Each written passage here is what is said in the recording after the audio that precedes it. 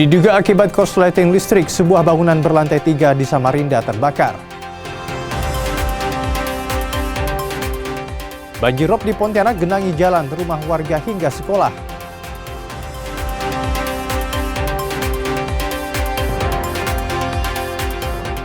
Tidak ada kesepakatan soal pengembalian uang, korban arisan bodong resmi lapor polisi. Petinju Daud Jordan resmi terpilih sebagai Ketua KONI Kalbar periode 2025-2029.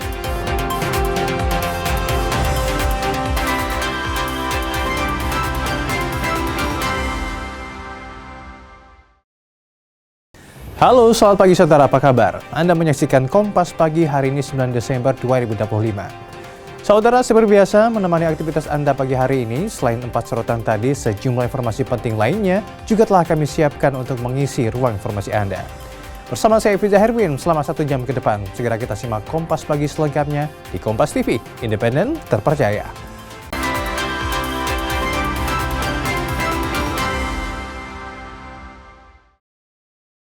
Saudara, kita ke sorotan yang pertama. Bangunan 3 lantai di Samarinda terbakar pada Minggu malam. Belum diketahui penyebab kebakaran, namun api diduga akibat korsleting listrik.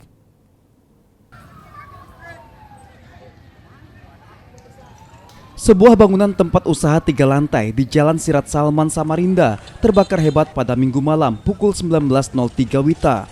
Menurut saksi mata, api bersumber dari lantai 2 tempat pemilik tinggal. Saat kejadian, pemilik bangunan sempat minta tolong sebelum akhirnya menyelamatkan diri. Besarnya api juga membuat bangunan usaha lain di sebelahnya ikut terdampak.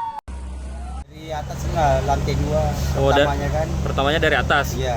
Seperti apa tadi? Kecil aja apinya. Enggak lama, kira sekitar kurang lebih 5 menit. Membesar apinya kan.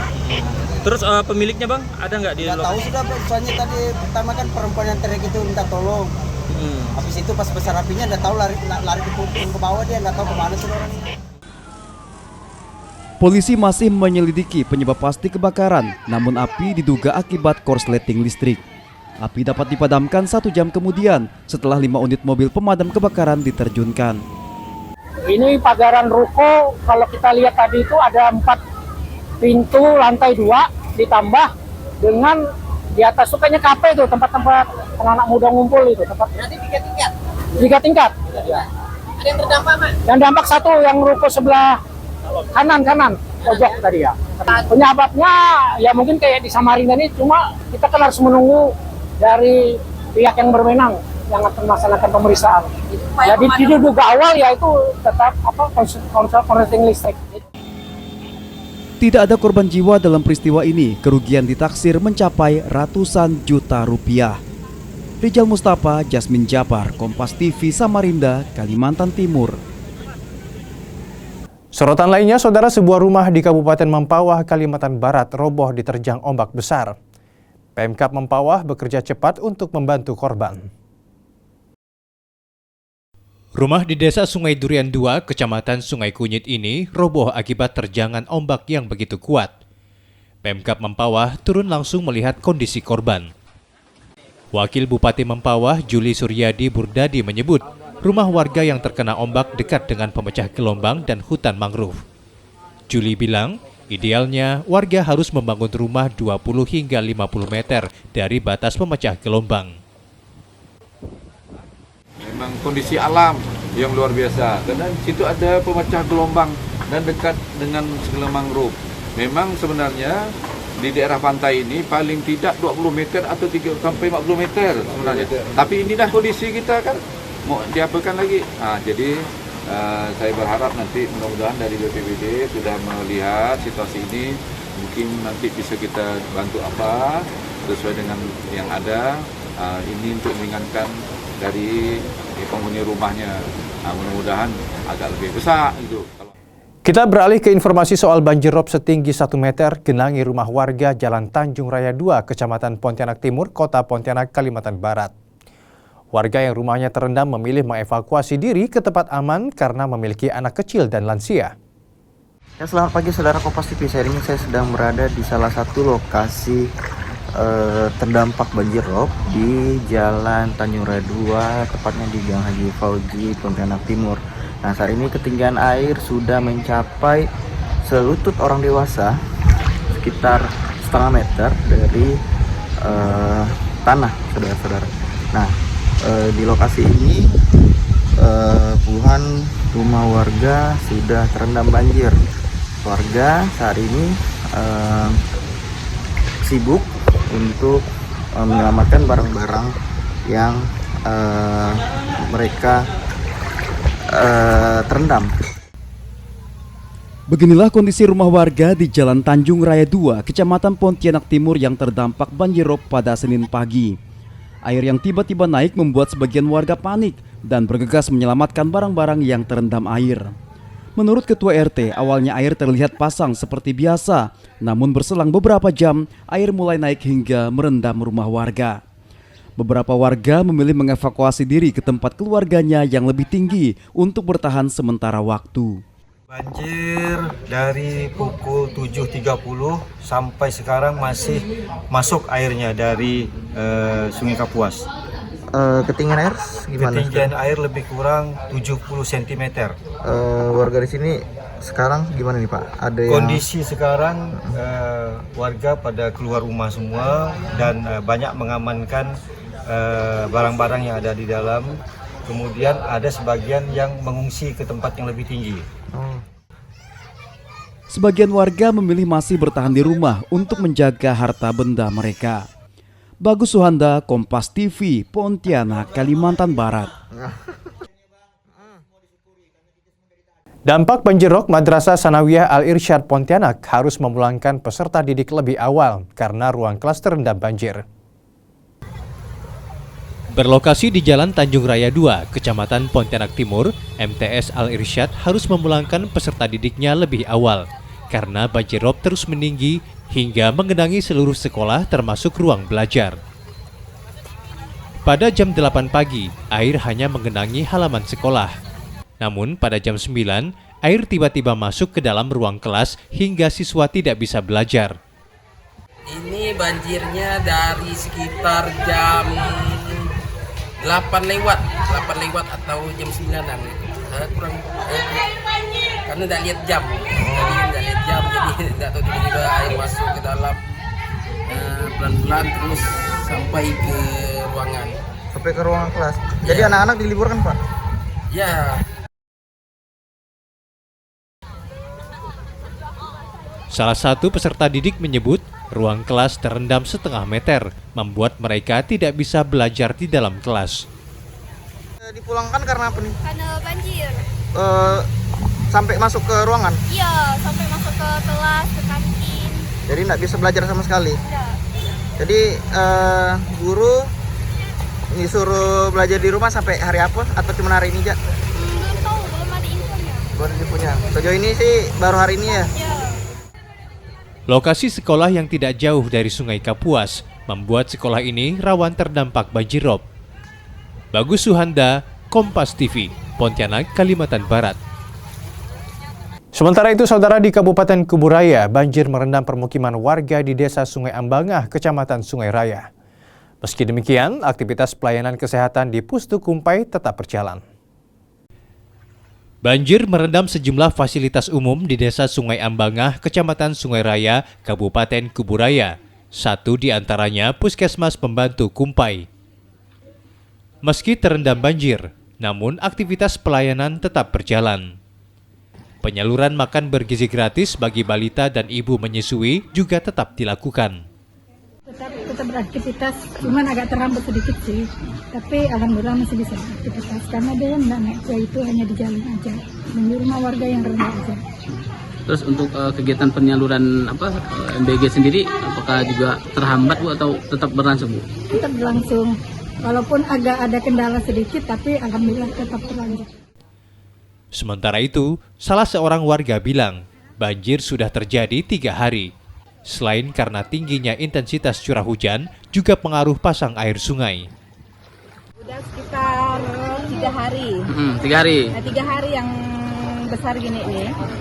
Kalau sebelumnya sih masih belum separah ini. Ini kalau dilihat banjir ini sebabnya apa nih Kak? Hujan kah atau pasang sungai atau gimana? Pasang sungai disertai hujan kan. Nah, jadilah ini sampai tinggi kayak gini nih harus deras. Meski banjir setinggi 50 cm menggenangi rumah warga, namun sampai saat ini belum ada warga yang mengungsi. Samsul Hardi, Kompas TV, Kuburaya, Kalimantan Barat. Polda Kaltim gelar simulasi bencana hidrometeorologi. Informasi ini selengkapnya akan kami hadirkan sesaat lagi.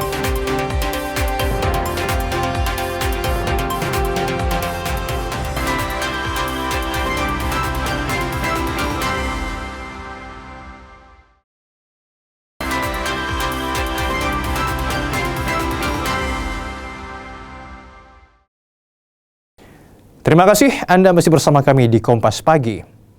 Saudara, banjirop yang merendam halaman Sekolah Dasar Negeri Pemurus Baru 3 Banjarmasin, Kalimantan Selatan membuat kegiatan belajar mengajar terhenti sementara. Genangan air yang sudah hampir 1 bulan memicu kekhawatiran pihak sekolah, terutama risiko siswa terperosok di area yang masih tergenang. Genangan air yang menutupi seluruh halaman sekolah menjadi alasan utama Sekolah Dasar Negeri Pemurus Baru 3 meliburkan peserta didiknya. Tingginya banjirop ditambah hujan deras dalam beberapa hari terakhir membuat kondisi sekolah semakin tidak aman untuk tempat belajar. Risiko siswa terperosok menjadi kekhawatiran utama. Sekolah menilai akses yang licin dan genangan yang menutupi permukaan tanah dapat membahayakan keselamatan peserta didiknya. Jadi untuk siswa diliburkan karena rentan terpleset, kulit gatal-gatal seperti itu. Hanya untuk seminggu ini dulu kami liburkan, melihat keadaan apakah sudah kondusif atau enggak tuh. Banjirop juga menggenangi akses utama menuju sekolah di Jalan Prona 2 Banjarmasin. Sejumlah warga dan pengendara mengaku kesulitan melintas. Warga mendesak perbaikan drainase agar aliran air lebih lancar dan tidak menggenang terlalu lama. Apa caranya supaya jangan sampai itu dibegah gorong-gorongnya, supaya lancar. Jadi kata kalau hujan sedikit banjir. Fenomena banjirop yang selalu terulang setiap tahun menjadi pengingat akan pentingnya penanganan jangka panjang di wilayah rawan genangan. Sementara, warga masih menanti langkah nyata pemerintah untuk mengatasi keluhan setiap akhir tahun. Arpawi, Kompas TV, Banjarmasin, Kalimantan Selatan. Selain sekolah, saudara, banjirop di Banjarmasin juga mengenangi Pasar Tanjung Maya sehingga mengganggu aktivitas pasar. Tak hanya di area pasar, sejumlah rumah warga di sekitar lokasi juga ikut terendam. Banjirop yang menggenangi Pasar Tanjung Maya, Banjarmasin bukanlah hal baru. Kondisi ini melanda setiap akhir tahun. Hujan deras disertai pasang air laut membuat air merendam area pasar hingga mengganggu aktivitas jual beli. Meski kondisi pasar tetap beroperasi, aktivitas jual beli tak berjalan normal. Dampak banjir membuat minat pembeli menurun. Salah seorang pedagang bilang kondisi ini sangat berdampak pada penghasilan. Kalau sudah banjir nang kayak ini sunyi, sepi pasarnya. Yang kada banjir aja sunyi, apalagi banjir nang kayak ini setiap tahun sudah banjir nang kayak ini. Mudah-mudahan akan lebih baik ke depannya. Mudah-mudahan akan lebih bagus. Soalnya kan ini orang bercari ini kan kebanyakannya kan banyak yang susah lah. Tak hanya itu, area permukiman warga juga turut terdampak. Tak sedikit kondisi rumah yang rendah dari jalan terendam banjirop. Warga bilang akibat terendam, sebagian warga mengungsi ke tempat lain. Yang terendam ini, Pak? Ini banyak mengungsi kepada keluarga, Bang. Banyak keluarga ini pindah keluarga. Banyak kan kepada keluarga, Bang. Berarti mayoritas rumah masih kena, Pak ya? Masih kena. Taufik menambahkan banjirop di kawasan ini membutuhkan waktu lama untuk surut. Meski merupakan banjirop yang tergolong siklus tahunan, warga berharap ada penanganan serius agar dampak banjir dapat diminimalkan dan air lebih cepat surut. Sayyidah Aisyah, Kompas TV, Banjarmasin, Kalimantan Selatan. Banjirop merendam sejumlah kawasan di Kalimantan Barat. BMKG Maritim Pontianak mengimbau masyarakat, terutama yang tinggal di pinggiran sungai untuk waspada. BMKG Maritim Pontianak memperkirakan banjir rob akan terjadi hingga 3 hari ke depan. Karena itu, warga diimbau menyelamatkan barang-barang berharga agar tidak terendam banjir. Untuk kondisi pasang maksimum antara 1,6 hingga 1,8 meter diperkirakan masih akan berlangsung hingga tanggal 12 Desember pada pukul 6 hingga 13 waktu Indonesia Barat dengan puncak 1,8 meter diperkirakan akan terjadi pada tanggal 8 hingga 10 Desember pada pukul 9 hingga 11 waktu Indonesia Barat. Kondisi cuaca sendiri diperkirakan masih berpotensi hujan dengan intensitas sedang hingga lebat di seluruh wilayah Kalimantan Barat pada tanggal 8 Desember tahun 2025 dan wilayah Ketapang, Payung Utara, dan Kuburaya pada tanggal 9 Desember tahun 2025. Kita ke informasi lainnya. Saudara, cuaca ekstrim yang melanda Banjarmasin beberapa hari terakhir menumbangkan 2 pohon besar di Jalan Dharma Praja. Warga diimbau waspada dan hindari pepohonan saat hujan disertai angin kencang. Diduga pohon yang tumbang ini telah tua dan mulai lapuk sehingga roboh diterjang angin. Sebagai antisipasi, Kepala Pelaksana Badan Penanggulangan Bencana Daerah Banjarmasin, Husni Tamrin bilang, timnya telah melakukan peninjauan dan melaporkan kondisi sejumlah pohon yang dinilai berisiko membahayakan warga ke Dinas Lingkungan Hidup. Warga juga diimbau tidak berteduh di bawah pohon besar, terutama saat cuaca buruk. Tapi sebelumnya kami terus monitoring kalau kondisi pohon ini. Jadi kalau ada pohon itu yang berpotensi untuk tumbang, misal sudah miring, kami sampaikan kepada kawan-kawan kita di LH, Dinas Lingkungan Hidup. Ini kawan-kawan LH ini sebagai pengampu utama. Kita tidak boleh menebang pohon sembarangan. Nah, mereka yang menilai apakah ini pohon ini berpotensi untuk tumbang atau tidak. Dari Kalimantan Timur, Saudara Polri, TNI, Basarnas, pemerintah daerah hingga relawan menggelar simulasi bencana hidrometeorologi. Simulasi ini, Saudara, untuk meningkatkan koordinasi antar instansi. Personil Polda Kalimantan Timur bersama pemerintah Provinsi Kaltim dan TNI serta unsur SAR dan relawan menggelar simulasi penanganan bencana hidrometeorologi yang digelar di Balikpapan Sports and Convention Center, Balikpapan. Seluruh personil melakukan simulasi penanganan bencana mulai kebakaran, banjir hingga tanah longsor. Latihan ini bertujuan meningkatkan visi yang sama dalam penanganan bencana kolaboratif serta sinergi yang baik, sehingga antar instansi bisa memahami tugas dan tanggung jawab agar bisa mitigasi bencana dengan kerugian seminimal mungkin. Simulasi ini tujuan utamanya adalah kita meningkatkan visi yang sama terhadap penanganan bencana yang kemungkinan bisa terjadi di kita secara mendadak. Jadi visi itu adalah visi bekerjasama, kolaboratif, sinergis, sehingga satu pemahaman ketika dalam suatu kondisi yang darurat tentunya harus bisa secara efektif, efisien, kemudian tujuannya sama. Nah, di sini memerlukan pemahaman sama karena stakeholder kita ada tugas yang hampir bersama seperti itu. Jadi nantinya dalam pelaksanaannya akan terarah. Makanya ada posko penanganan bencana. Ini posko yang nanti akan dikoordinasi oleh BPBD, kita membantu, ada pos healing, ada pengungsi, dan lain-lain. Setidaknya minimal di simulasi ini, semua pihak stakeholder tahu tugas dan tanggung jawabnya, koordinasi dengan siapa, komunikasi dengan siapa, dan sehingga potensi mitigasi bencana itu bisa seminimal mungkin.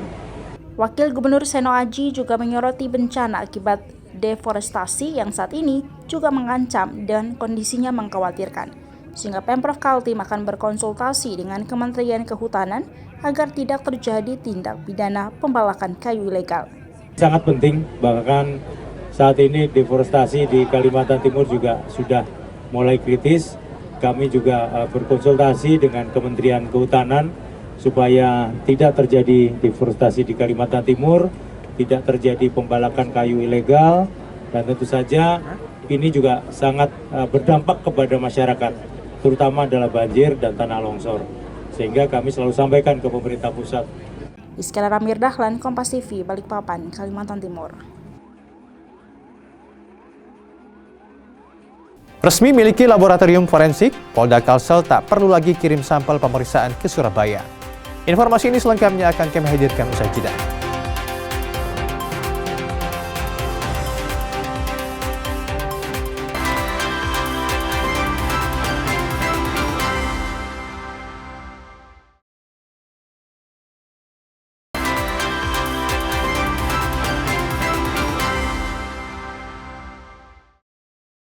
Anda masih menyaksikan Kompas Pagi. Saudara, 20 korban arisan bodong di Samarinda, Kalimantan Timur resmi membuat laporan ke Polresta Samarinda. Aduan dilayangkan setelah kesepakatan pengambilan uang dengan pemilik arisan tidak tercapai. Para korban arisan bodong di Samarinda ramai-ramai mendatangi kantor Polresta Samarinda untuk kembali melapor lantaran tidak tercapainya kesepakatan dengan pemilik arisan untuk mengganti uang mereka. Kerugian yang dialami bervariasi mulai 20 hingga 50 juta rupiah untuk setiap orang. Jika ditotal seluruh korban sebanyak 450 orang, kerugian mencapai 7 miliar rupiah. Jadi kami di sini mewakili teman-teman member arisan online yang dimiliki oleh saudari T dan saudari K melaporkan karena dari mereka berdua tidak ada kejelasan untuk pengembalian dana yang dijanjikan kemarin pada hari Minggu. Jadi kami melapor ke Polresta Samarinda dengan laporan pasal untuk ITE dan penggelapan penipuan. Setelah menerima laporan, polisi masih melakukan penyelidikan apakah ada unsur pidana. Kami dari pihak polisian melalui teman-teman penyidik dari Satreskrim sedang melakukan penyelidikan karena memang laporan ini atau pengaduan dari masyarakat ini baru masuk tadi malam, jadi masih akan didisposisikan kepada penyidik untuk melakukan penyelidikan terkait adanya dugaan penipuan tersebut. Polisi juga mengimbau agar masyarakat waspada, tidak mudah percaya dengan arisan online di media sosial. Rijal Mustafa, Jasmine Japar, Kompas TV, Samarinda, Kalimantan Timur. Kita ke informasi selanjutnya. Saudara, layanan forensik di Kalimantan Selatan kian meningkat setelah Polda Kalsel meresmikan bidang laboratorium forensik atau BidLab4 di kawasan Kecamatan Gambut, Kabupaten Banjar. Tak lagi harus kirim sampel pemeriksaan ke Surabaya. Layanan ini juga bisa bantu pengungkapan kasus di Kalimantan Tengah dan Timur. Peresmian gedung bidang laboratorium forensik atau BidLab4 Polda Kalsel menandai dimulainya layanan forensik berbasis saintifik investigasi yang lebih cepat dan akurat. Sebelumnya, proses lidik ataupun sidik kasus yang membutuhkan pemeriksaan laboratorium harus menunggu antrian di BidLab4 Surabaya sehingga pengungkapan kasus memakan waktu lebih lama. Kehadiran BidLab4 Polda Kalsel yang berada di kawasan Kecamatan Gambut, Kabupaten Banjar ini menjadi solusi karena mulai kini sampel tidak perlu lagi dikirim ke luar daerah sehingga pengecekan bisa dilakukan secara mandiri dan lebih efisien. Kapolda Kalsel Irjen Pol Rosyanto Yuda Hermawan bilang, BidLab4 ini juga akan membantu pengungkapan kasus di Kalimantan Tengah dan Timur. Tidak perlu lagi kita ke Surabaya, ya. Selama ini kita menggunakan BidLab4 Surabaya. Demikian juga dari Polda Kalimantan Tengah, Kalimantan Timur masih menggunakan atau dihandle oleh BidLab4 Surabaya. Ke depan kita BidLab4 Polda Kalimantan Selatan siap untuk membantu bagi Polda Kalimantan Selatan, Polda Kalimantan Tengah, dan Polda Kalimantan Timur. Dan untuk peralatan saat ini yang terbaru yang kita miliki di Polda Kalimantan Selatan ini.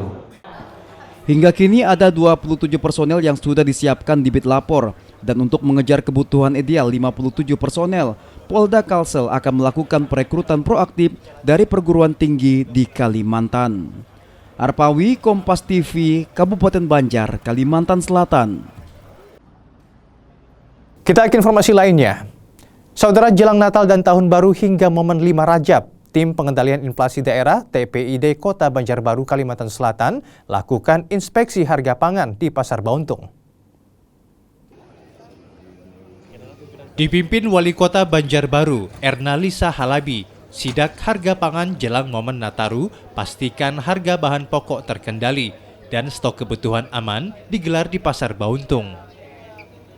Dari hasil pemantauan, Wali Kota Lisa temukan kenaikan pada harga cabai yang saat ini harganya mencapai Rp70.000 hingga Rp100.000 per kilogram.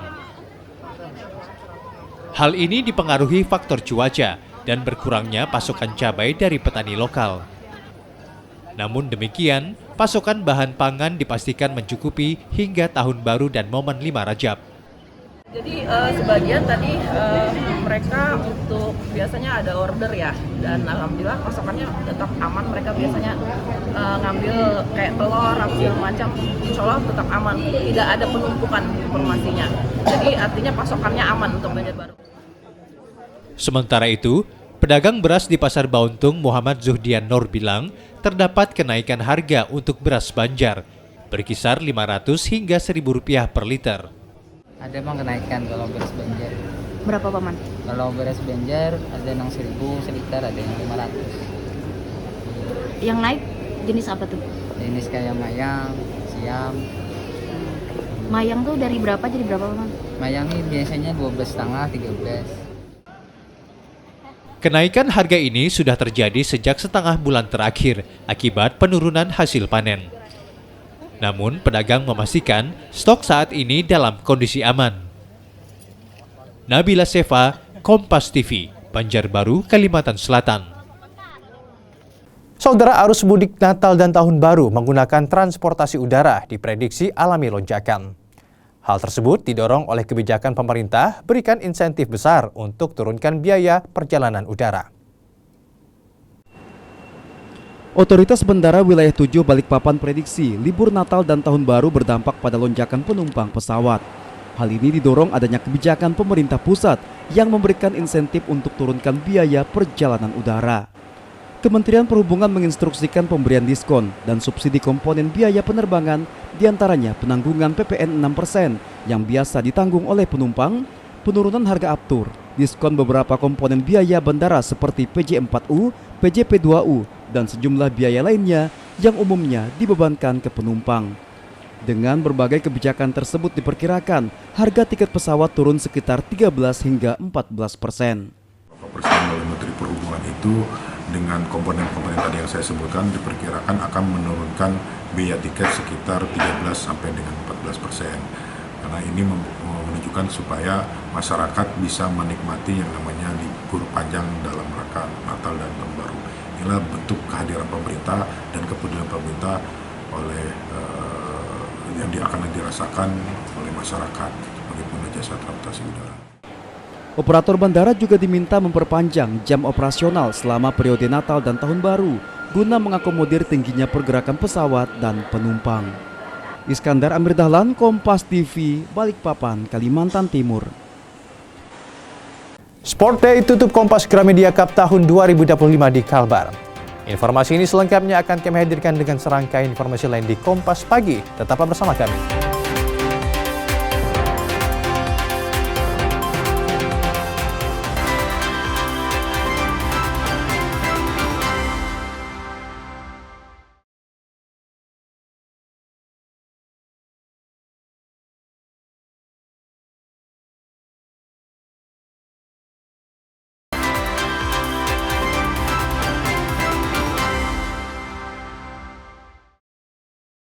Terima kasih Anda masih setia bersama kami di Kompas Pagi.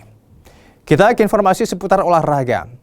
Saudara, 1.000 lebih atlet Indonesia yang akan berjuang di SEA Games 2025 resmi dikukuhkan Presiden NOC Indonesia Raja Sabta Oktohari pada Jumat 5 Desember di Jakarta. 80 medali emas jadi target utama oleh kontingen yang dipimpin CDM Bayu Joko Sutono di negeri Gajah Putih. Presiden NOC Indonesia Raja Sabta Oktohari didampingi Menpora Erick Thohir mengukuhkan atlet SEA Games secara simbolik Jumat siang di Jakarta. 1.021 atlet akan turun di 49 cabang olahraga. Dari yang semula 996 atlet, penambahan terjadi di detik akhir dengan memberangkatkan atlet anggar, atletik, dan balap sepeda. Menpora Erick kembali menegaskan 80 medali emas jadi bidikan kontingen. Target ini sudah melalui kajian komprehensif dan merupakan jumlah maksimal di tengah efisiensi anggaran.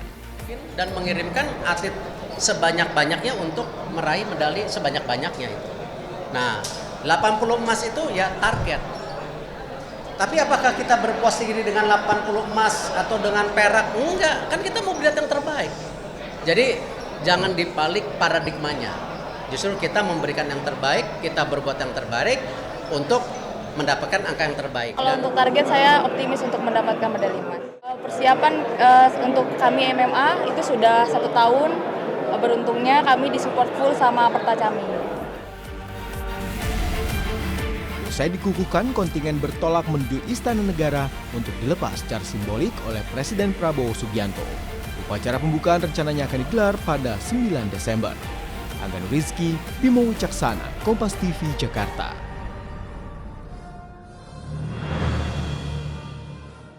Dari Kalimantan Selatan, saudara, semarak pertandingan sepak bola di akhir tahun kembali digelar di lapangan hijau Murjani Banjarbaru.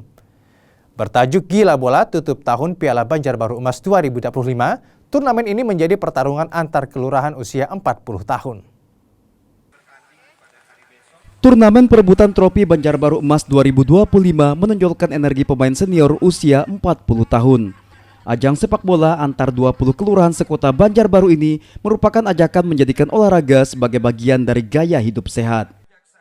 Ya, alhamdulillah Pemko Banjarbaru hari ini perdana melaksanakan Gila Bola untuk tahun 2025. Yang jelas event ini insya Allah bisa dilaksanakan berkelanjutan tentunya, karena ini adalah juga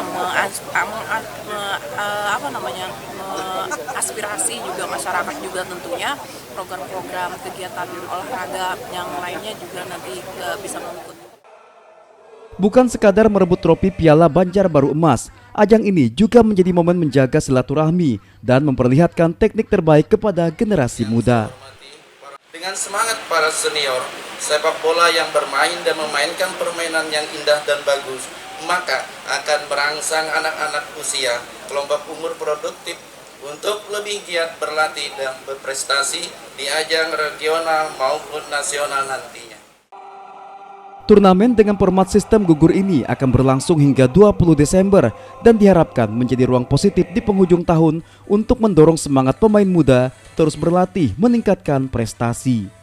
Nabila Ceva, Kompas TV, Banjarbaru, Kalimantan Selatan. Saudara, Daud Jordan resmi terpilih sebagai Ketua KONI Kalimantan Barat periode 2025-2029. Petinju yang juga anggota DPD RI ini menang usai mengantongi 37 dari 68 suara perwakilan KONI 14 kabupaten kota, cabang olahraga dan badan fungsional. Petinju Daud Jordan resmi terpilih menjadi Ketua Komite Olahraga Nasional Indonesia atau KONI Kalimantan Barat periode 2025-2029 dalam musyawarah Provinsi KONI Kalbar di salah satu hotel di kota Pontianak. Daud unggul 7 suara dari anggota DPD RI yang juga Sultan Pontianak Syarif Melvin Al-Qadri. Saat voting, Daud memperoleh 37 dari 68 suara perwakilan KONI 14 kabupaten kota, cabang olahraga, dan badan fungsional. Sementara Syarif Melvin mendapat 30 suara, sisa 1 suara lainnya dinyatakan tidak sah. Yang pertama tentu kita ucapkan terima kasih kepada seluruh pengurus KONI Provinsi Kalimantan Barat yang pada hari ini sudah menyelesaikan musyawarah Provinsi Kalimantan Barat, dan alhamdulillah puji Tuhan saya terpilih menjadi Ketua KONI periode 2025-2029. Tentu semua ini tidak terlepas dari dukungan dari seluruh pengurus cabang olahraga baik di kabupaten maupun di provinsi. Daud Jordan langsung mengajak Sultan Pontianak untuk berkolaborasi memajukan olahraga Kalbar. Syarif Melvin menyambut baik dan siap berkolaborasi dengan rekannya sesama senator tersebut. Dinda Daud, apa yang beliau sampaikan ini semuanya benar. Kita selalu berdampingan. Ketika rapat, sidang, kita selalu bersebelahan. Begitu juga di ruangan kita berhadapan. Kita sering komunikasi untuk pembangunan daerah Kalimantan Barat. Usai terpilih, Daud akan menyiapkan kepengurusan KONI Kalbar. Selanjutnya melaksanakan Porprov atau Pekan Olahraga Provinsi di tahun 2026.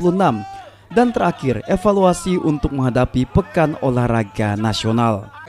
Dion Setiawan, Kompas TV, Pontianak, Kalimantan Barat. Informasi menarik selanjutnya. Kompas Gramedia Cup tahun 2025 di kota Pontianak, Kalimantan Barat resmi berakhir. Kegiatan ditutup dengan sport day dan pembagian hadiah lomba serta door prize bagi karyawan yang beruntung. Sport Day, penutup rangkaian Kompas Gramedia Cup tahun 2025 digelar di halaman Tribun Pontianak, Jalan Sungai Raya Dalam, Kabupaten Kuburaya. Kegiatan dimulai dengan senam bersama dan pembagian hadiah bagi pemenang pertandingan mini soccer, badminton, dan tenis meja. Di sela-sela acara turut dilakukan pengundian door prize bagi karyawan yang beruntung. Selain itu dibuka pula beberapa stand, salah satunya pengecekan kesehatan gratis. Turnamen olahraga karyawan Kompas Gramedia KG Cup 2025 digelar puncaknya pada hari ini Sabtu 6 Desember 2025 dan itu dimulai dengan beberapa cabur. Kita ada 3 cabur. Yang pertama badminton ganda, kemudian ada tenis meja yang tunggal, dan trofeo mini soccer. Dan tahun ini spesial karena kita ada penambahan 1 cabur yaitu badminton ganda yang sudah vakum beberapa tahun ini. Panitia penyelenggara menyampaikan terima kasih kepada semua pihak yang sudah berpartisipasi, terutama 5 unit kerja KG yang ada di Kalbar, yakni Kompas TV, Tribun Pontianak, Radio Sonora, KG Properti, dan toko buku Gramedia. Ini lebih memeriahkan KG Cup juga untuk tahun berikutnya. Jadi kawan-kawan berharap ada beberapa cabur baru lagi yang akan dipertandingkan untuk lebih banyak mendapatkan antusias dari para karyawan KG yang ikut serta dalam pertandingan tersebut. Ajang tahunan ini juga diramaikan sejumlah sponsor seperti Vigor, PSG Mini Soccer, La Tulip, Optik Pusat, Hotel Aston, Transera, Kubu Resort, PT WHW, Klinik Pramita, hingga Ideografi Aparel. Dion Setiawan, Kompas TV, Kuburaya, Kalimantan Barat. Jangan kemana-mana, Kompas Pagi masih akan hadir setelah jeda berikut ini.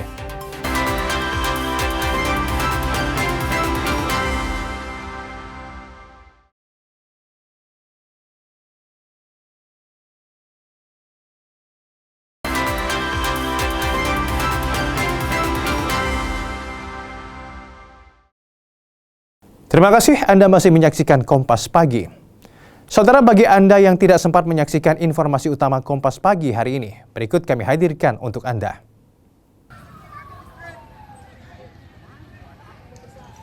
Sebuah bangunan tempat usaha 3 lantai di Jalan Sirat Salman, Samarinda terbakar hebat pada Minggu malam pukul 19.03 WITA. Menurut saksi mata, api bersumber dari lantai 2 tempat pemilik tinggal. Saat kejadian, pemilik bangunan sempat minta tolong sebelum akhirnya menyelamatkan diri. Besarnya api juga membuat bangunan usaha lain di sebelahnya ikut terdampak. Dari atas enggak, lantai 2 pertamanya kan. Pertamanya dari atas? Iya. Seperti apa tadi? Kecil aja apinya. Enggak lama, kira sekitar kurang lebih 5 menit. Membesar apinya kan. Terus pemiliknya bang, ada nggak di lokasi? Tahu sudah, soalnya tadi pertama kan perempuan yang teriak itu minta tolong. Habis itu pas besar apinya nggak tahu lari ke bawah, dia nggak tahu kemana sih orangnya. Polisi masih menyelidiki penyebab pasti kebakaran, namun api diduga akibat korsleting listrik. Api dapat dipadamkan 1 jam kemudian setelah 5 unit mobil pemadam kebakaran diterjunkan. Ini pagaran ruko, kalau kita lihat tadi itu ada 4 pintu lantai 2 ditambah dengan di atas tuh kayaknya kafe itu, tempat-tempat anak-anak muda ngumpul itu. Nanti 3 tingkat? 3 tingkat. Ya. Ada yang terdampak, Mas? Yang dampak 1 yang ruko sebelah kanan pojok tadi ya. Penyebabnya ya mungkin kayak di Samarinda ini, cuma kita kan harus menunggu dari pihak yang berwenang yang akan melaksanakan pemeriksaan. Jadi diduga awal ya itu tetap korsleting listrik. Tidak ada korban jiwa dalam peristiwa ini. Kerugian ditaksir mencapai ratusan juta rupiah. Rijal Mustafa, Jasmine Japar, Kompas TV, Samarinda, Kalimantan Timur. Ya, selamat pagi saudara Kompas TV. Saat ini saya sedang berada di salah satu lokasi terdampak banjir rob di Jalan Tanjung Raya 2, tepatnya di Gang Haji Fauzi, Pontianak Timur. Nah, saat ini ketinggian air sudah mencapai selutut orang dewasa, sekitar setengah meter dari tanah, saudara-saudara. Nah, di lokasi ini puluhan rumah warga sudah terendam banjir. Warga saat ini sibuk untuk menyelamatkan barang-barang yang mereka terendam. Beginilah kondisi rumah warga di Jalan Tanjung Raya 2, Kecamatan Pontianak Timur yang terdampak banjirop pada Senin pagi. Air yang tiba-tiba naik membuat sebagian warga panik dan bergegas menyelamatkan barang-barang yang terendam air. Menurut Ketua RT, awalnya air terlihat pasang seperti biasa, namun berselang beberapa jam, air mulai naik hingga merendam rumah warga. Beberapa warga memilih mengevakuasi diri ke tempat keluarganya yang lebih tinggi untuk bertahan sementara waktu. Banjir dari pukul 7.30 sampai sekarang masih masuk airnya dari Sungai Kapuas. Ketinggian air gimana? Ketinggian air lebih kurang 70 cm. Warga di sini sekarang gimana nih Pak? Ada kondisi sekarang warga pada keluar rumah semua dan banyak mengamankan barang-barang yang ada di dalam. Kemudian ada sebagian yang mengungsi ke tempat yang lebih tinggi. Sebagian warga memilih masih bertahan di rumah untuk menjaga harta benda mereka. Bagus Suhanda, Kompas TV, Pontianak, Kalimantan Barat.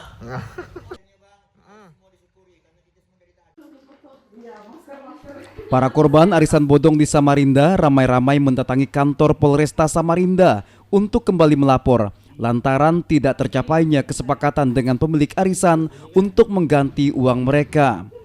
Kerugian yang dialami bervariasi mulai 20 hingga 50 juta rupiah untuk setiap orang. Jika ditotal seluruh korban sebanyak 450 orang, kerugian mencapai 7 miliar rupiah. Jadi kami di sini mewakili teman-teman member arisan online yang dimiliki oleh saudari T dan saudari K melaporkan karena dari mereka berdua tidak ada kejelasan untuk pengembalian dana yang dijanjikan kemarin pada hari Minggu. Jadi kami melapor ke Polresta Samarinda dengan laporan pasal untuk ITE dan penggelapan penipuan. Setelah menerima laporan, polisi masih melakukan penyelidikan apakah ada unsur pidana.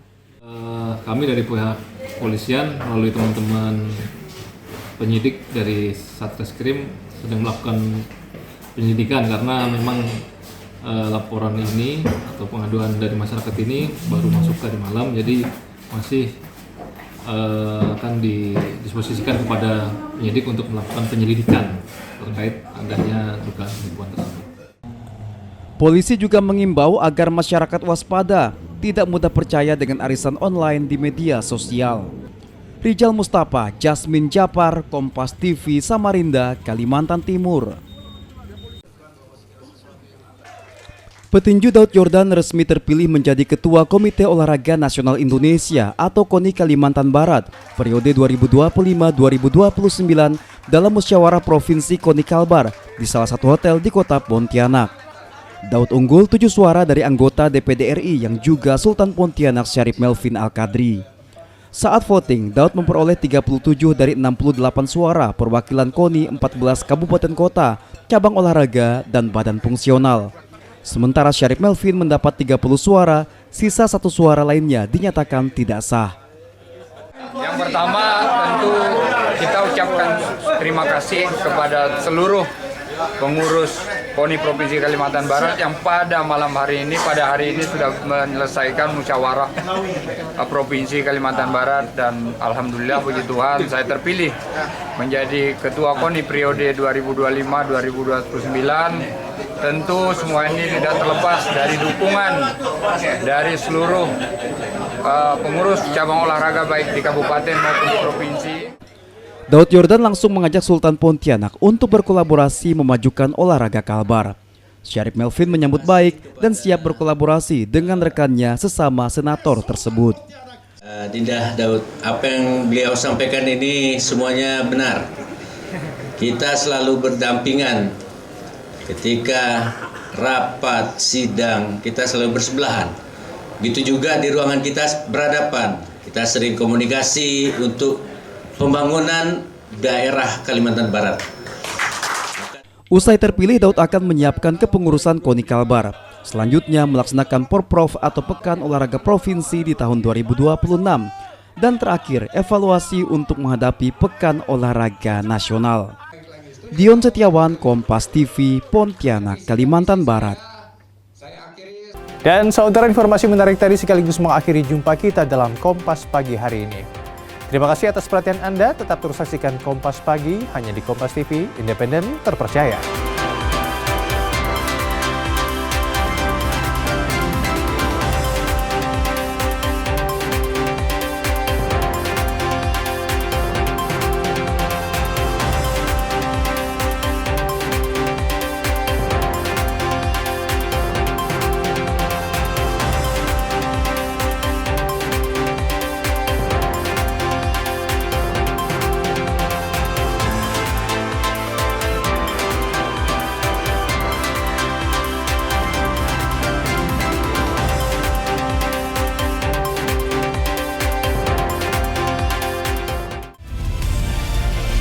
Kompas TV, independen, terpercaya.